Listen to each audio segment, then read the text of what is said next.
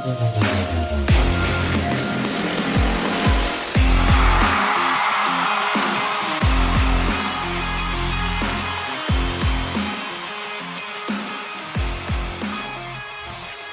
have you ever heard that phrase that you can only do the best with the information that you have at that time?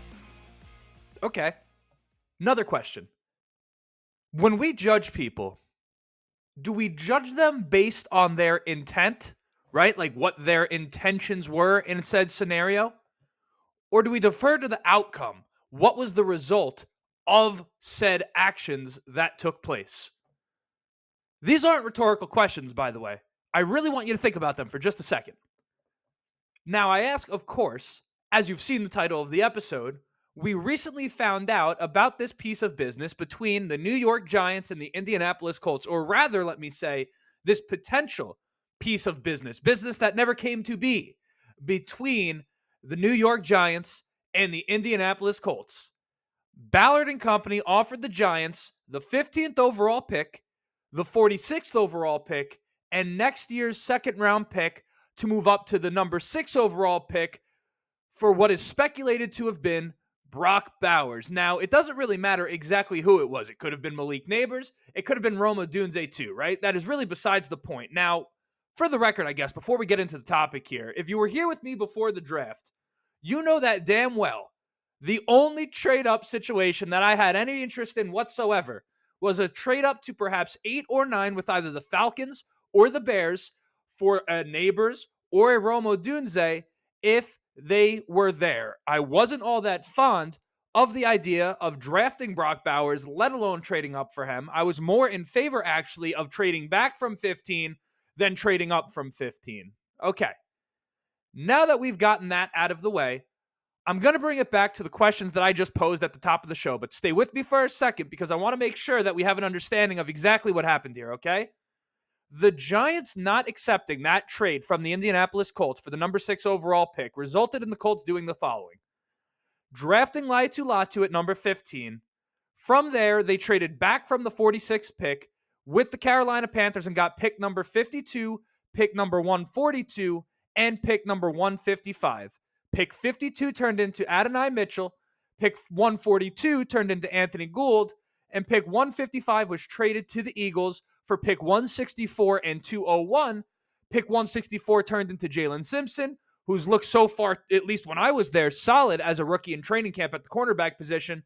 And pick number 201 turned into Micah Abraham, who has this really long-standing pedigree of football players, right? Tim Jennings, former Colt, all-pro. Not for the Colts, of course, for the Bears, but that's his, his cousin or his uncle or something like that. His brother played, right? His dad was a Pro Bowler as well. All of these things. So I know that's a lot that I just threw at you at once. So let's just recap it. Let's try to simplify it a little bit just for the sake of clarity, okay? As it currently stands, the two outcomes we could have seen were this. Outcome number 1, the Colts traded the 15th pick, the 46th pick, and next year's second rounder and ended up with either Bowers, Malik Neighbors, or Rome Odunze. Or outcome number 2, which is what we saw and what we are now living in. We got Latu, A.D. Mitchell, Anthony Gould, Jalen Simpson, and Mike Abraham. Now, that right there is a lot to unpack, but it brings us back to the questions that we started with. Now, of course, I understand these guys have to go out and play, so the verdict is still out as to whether or not this is a great deal, or rather this lack of a deal was a great deal, all that type of stuff. I understand, but for starters, armed with the information that we now have about who we got with the picks that we would have traded, do you think that trading up at the time was a good idea or a bad idea? Because I know a lot of you guys were pushing for the fact that we practically had to, and if we didn't, it was bargain bin Ballard and the whole deal, penny pinching Ballard, whatever the heck we call him, right? Do you think that trading up was a good idea or a bad idea? Now, I think you know what I think based off of kind of my tone in asking that question, right? My opinion has not changed as to where I stood before the draft. I didn't think it was worth it overall, okay? Now, if you're still unsure about whether or not that would have been a good or bad idea, let me just frame it a little bit differently, so give you a little bit of food for thought, okay? If you were a team, right, with a young star wide receiver and you wanted to trade that guy, perhaps, I don't know, he was unhappy in a contract dispute with the organization, let's say, okay? Again, this is a hypothetical. I understand that that's not exactly the situation one-to-one, but I'm bringing it home, I promise. If you, for that wide receiver, were offered Latu, A.D. Mitchell, Anthony Gould, and 2 rookie corners, would you take that trade? Now, that is a rhetorical question because not only is the only reasonable answer to that question, yes, you would take that trade. It's a resounding yes, you would take that trade. But you would want those terms agreed on legally in a contract as soon as possible before the team that offered you that trade woke up and realized the error of their ways, right? That is a haul for a single offensive weapon when you put it into that context. Now, again, not one-to-one. I understand that Malik Neighbors, Brock Bowers, Rome Odunze, these aren't guys with an expiring contract and all of those things that I was talking about. I'm simply saying that to speak to the value that the Colts were able to attain by not trading up for the 6th overall pick. Now, with that said, we had a second question at the top of the show, right? And it was, do we judge people based on their intent or the outcome of their actions? Because the intentions of Chris Ballard were to trade up in that draft. And the Giants could have very easily accepted that trade, and we could have had whichever weapon it was, and we would have been out here down Samson Ebukam without Latu to fill in for him. And that would have been the outcome of his intended actions, right? But that was not the actual outcome. So does it make you view Ballard differently? How do you look at that type of thing? Better? Worse? I don't know. I don't even have an answer to this. This is simply me just raising the question, right? I'm simply bringing up this question for the sake of the discussion. I'm curious to hear what you think about it because I think it's an interesting topic. Now, of course, we don't know, how the other draft picks would have worked out, potential signings, all that stuff. There's a bunch of dominoes that would have fallen after trading up for that pick that ultimately we didn't see out. So I understand that this is kind of getting into the land of make-believe a little bit. But if you ask me, on the surface, Chris Ballard should be calling up Joe Schoen, or Schoen, I don't know how to pronounce it. Who freaking cares? He's the GM of the Giants. Should be calling that guy up and thanking him 20 times over for not accepting this trade for the number 6 overall pick. In fact, it makes me feel a whole lot different. Remember the clip of Chris Ballard that went around? I think the Colts released, they released like that draft footage after the draft to kind of hype up the rookie class and all that stuff. And you had Chris Ballard sitting there in the seat like, we got the best fucking rusher in the draft, right? Was that an offensive Southern accent? Listen, it is what it is. I'm from New York. What do you want me to do? Okay. That's what I got. But it makes me look at that clip, right? And at the time when we saw that clip, it just seemed like genuine excitement, which it was for sure. I'm not saying that it's changed. But knowing that this trade was officially on the table and we had suspected that they would at least be making a phone call to see if it was possible. But knowing that trade was offered, it seems clear based off of that evidence that Latu wasn't exactly the plan for the Indianapolis Colts. Perhaps they didn't expect him to be at the number 15 pick at all. And you wonder if that laugh by Chris Ballard, on some level, there was also some sort of relief, right? That the decision to not trade up ultimately worked out in their favor and resulted in them getting what they viewed to be the best player at his position in this draft, being edge rusher. And we know all the stuff coming out right now in training camp about him. We're very, very excited about what Latu brings to the table, and I cannot wait to see him play on a Sunday. We don't know if he's going to play preseason week 1. That official information is not out there yet, or rather that information is not made official yet. Whatever. You get my point, right? But sometimes, right, it is better to be lucky than good. This could be a situation where the Colts were lucky and not good. And you know what? Hell, we'll take it. Now, speak of lucky, the Colts also need a little bit of luck in that secondary, right? Particularly at the safety position. There's still guys available if they so choose to sign one. I want to talk about who those options are, as well as give my overall thoughts on that position as we approach our first preseason game in a month's time. We're going to be watching regular season football, so we want to talk about that. But before we do, you know what it is? I got to introduce myself. Ha-ha, you thought I wasn't going to do it. My name is Justin. This right here is the Riding the Bench Colts podcast. As always, ask anyone enjoying the show, go ahead, shoot it a like. Can help me get out to as many Colts fans as humanly possible. Audio listeners, 5-star, 5-star. 5-star review. Let the people know how much you like the show. If you don't like the show, get the hell out of here. In fact, you probably didn't even hear this part. You probably already shut it off. That's why we do it this deep into the episode. Anyone that's here must be liking it to some degree. We're trying to get to 3,000 subscribers by the season. We've got a month. We're not quite close, but I think with enough of you guys that come back and enjoy the content and are not subscribed yet, which is about half of you, if not over half of you, based off the analytics, right? Oh, dude, I lost my prop. Man, I haven't pulled out the nerd glasses in a while. That prop is gone. So it seems. Either way, go ahead, subscribe if you're enjoying. Would help me out greatly. All that type of stuff. All right. Housekeeping out of the way. Fine. Over. Bing, bang, boom. Back to the safety position. And let's start with it. Okay. In fact, I say start with it. That's all we're going to talk about from here on out. Okay. And let's start with being optimistic about it.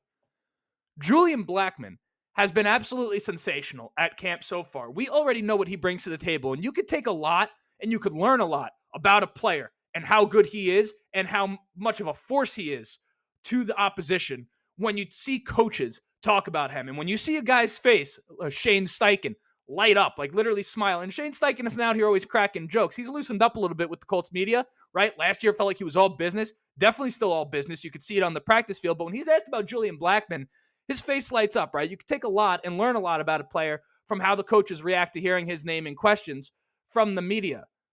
We know what Julian Blackmon brings to the table. That's my point. And despite the fact that he's listed right now at strong safety, there's really nothing stopping him from switching back and forth between both free safety and strong safety, depending on the particular set they're in on any given drive or play, right? We know he's versatile in that way. And honestly, at safety, it's not to say the roles of those two guys are not different, because they most certainly are. But at the same time, if you can do one, many times you can do the other. Not always, but that is something that exists. And we know Julian Blackmon made the switch to strong safety. So we know, right, that he's able to do both things. But the question becomes from there, other than Julian Blackmon, who we love, can we trust anyone in that position at all? And more importantly, in the case he gets hurt, which he has quite a few times, oh my goodness, knock on wood, right? But in the case that Julian Blackmon were to miss 1 game, 2 game, 3, which is all you need to miss the playoffs in this league, right? Is 1 game. We know this from last season. Between the Browns game, the Texans, right? I mean, the Colts were that close to making the playoffs this year. All it would have taken was 1 game. So we know how important 1 game is. If he's to miss time, where are we going to be left? You look at the depth chart outside of Julian Blackmon as it currently stands. We have Nick Cross, Rodney Thomas, Ronnie Harrison Jr., Trevor Dembo, Michael Tutsi, Kendall Brooks, Marcel Dabo, right? I mean, that's what we're looking at right there at safety. And you look and say, okay, listen, all right, let's start. If I'm to be fair and I'm to be optimistic, okay, let's put the glass half full. In fact, let me take a sip of water while I'm at it. Rodney Thomas looked very good in his rookie year. We thought that he had a place. In fact, many of us were excited about his place in this secondary moving forward. Nick Cross himself was a 3rd-round pick, much the same as Julian Blackmon. And he has the potential to provide some real upside and run support, and we'll see how he develops in coverage, with ultimately is what we want him to become, right? A good guy in coverage. Ronnie Harrison Jr. made some plays last year that we looked at, we liked, were impactful. All of these things. I thought he was like kind of like a really good mid-year signing, kind of just came out of nowhere for us. Ronnie Harrison Jr. I liked. We purposely drafted versatile guys in the secondary in this draft. Jalen Simpson, for example, is trying corner first, but he was a safety when we drafted him, right? So can I see a world where the group that we have in place pulls through? Yes. Yes, I can see a world. It's not like there's zero chance that the Colts secondary comes out and gives us decent football, right? But does it require almost everything going this team's way? Also, yes. And that's the problem we face, because as we know, things don't just go our ways, right? That's not what we've come to expect. That's not what we've learned to expect and experienced as Colts fans recently. So the path to absolute disaster on the back end of this secondary is, dare I say, glaringly obvious to anyone looking at it, right? So once again, the question becomes, what exactly is stopping the Indianapolis Colts right now from adding some more competition to that room? I understand that there is no team in the NFL that has 0 holes. We get that. And we look at the squad that we have right now, or actually, let me say, I'm not going to speak for you. I'll speak for myself. I look at the squad that we have right now, and realistically, outside of the secondary, I'm not exactly offended by anyone that we're relying on. In fact, I'm quite optimistic about the team as a whole. I feel good. I think the Colts are a playoff team this year, right? But that fact in of itself doesn't mean that we just need to accept the fact that we're relying on all of these unknowns at safety, right? We have the money as it currently stands to bring in any single player in free agency at the secondary position that we want on a one-year deal. In a season where we really need to be looking at it as playoffs or bust, if not now for the playoffs, right? And this is coming from Chris Ballard's biggest apologist, yours truly. If not now in this regime to be making the playoffs, for it to be playoffs or bust, when? Right? If not now, when? Next year, maybe? Maybe that? After that, there's nothing, right? I mean, there's really no more excuses out here for the Indianapolis Colts. And right now, you look at the free agents at the safety position and you say, all right, Justin Simmons and Quandre Diggs, fine. Maybe those are pipe dreams. I'm not saying that we have to go get the best guys out there. But Micah Hyde, Keanu Neal, those guys can play. Tashawn Gibson, sure, he's older, but he's played a lot of great football in his career. Adrian Phillips, Adrian Amos, Cody Davis, right? All of these guys. It's not to say that any of these guys are just going to come in here and change life for the Indianapolis Colts entirely in the secondary, right? That's really not the point of the discussion. But what we aren't going to like is if we look back at this season and the secondary fell apart and ultimately was our demise. And we look back at the preseason and at this time that we speak in present tense and say, we didn't even try to do anything. It's going to be hard for a guy like me to defend, and it's going to be hard for Chris Ballard to reconcile with the fans in a case like that. And it's just one of these stories that we need to pay attention to, quite frankly, because as much as I love Chris Ballard, I do very much understand when people say, okay, I wish he was a little more aggressive. And while sometimes I think people think running an NFL team is like running their Madden franchise and you could just do whatever that you want, I do get to some degree, I'm going to call a spade a spade. When I'm looking and saying, okay, Chris Ballard is doing absolutely nothing to address what appears to be a glaring hole right now, we got to hold him accountable for that. And we have to make sure we set the proper expectations, both good and bad. When we come into a season, right, we have to have some clear parameters for what success looks like for a team. So when we come out of the season, we're in the middle of the season, we're not just speaking out of our ass. We're actually talking in terms that were kind of set up prior to the season. Does that make sense? So it's like a fair judgment. Does that make sense? One of the stories we have to look at is this secondary. The corners are one thing. I think you could look at that group and say, okay, Kenny Moore, Juju Brents, they put a second-round pick into last year. We like what he brings. Jalen Jones, I really, of course, anyone who watches the show knows I speak about him ad nauseum. Huge fan of his. Dallas Flowers, all that stuff. The corners are one thing. I'm starting to come around on that room a little bit more in terms of, okay, let's rely on these guys because that is not a position that ages very well. If we're going to go young there, okay, I'm with it. That safety position particularly, though, that's going to be a hard pill to swallow if that one doesn't come through for us. Just something I want to make sure that we have out there. But without further ado, that is the entire discussion. Curious to hear your thoughts. Drop comments, like, subscribe, all that stuff. My name is Justin. This right here is the Riding the Bench Colts podcast. And as always, go Colts.